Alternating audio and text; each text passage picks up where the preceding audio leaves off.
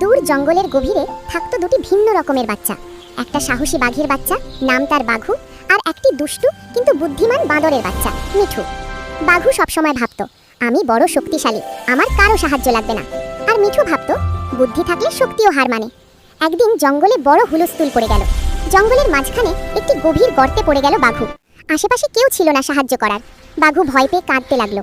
কিছু দূরে মিঠু ফল তুলছিল। হঠাৎ কাঁদার শব্দ শুনে দৌড়ে এলো। গর্তের ভিতর বাঘুকে দেখে সে বলল, ভয় পাস না বন্ধু, আমি আছি। মিঠু গাছ থেকে লতাগুল্ম ছিঁড়ে এনে গর্তে নামালো। তার ছোট্ট হাত যদিও দুর্বল, কিন্তু মন ছিল সাহসে ভরা।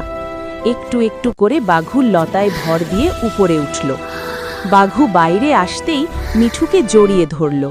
সে বলল, আজ বুঝলাম, আসল শক্তি শরীরে নয়, বন্ধুত্বে।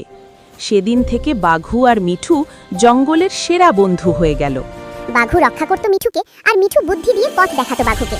তারা দুজন মিলেই শিখল, ভিন্নতা সমস্যা নয়, শক্তি।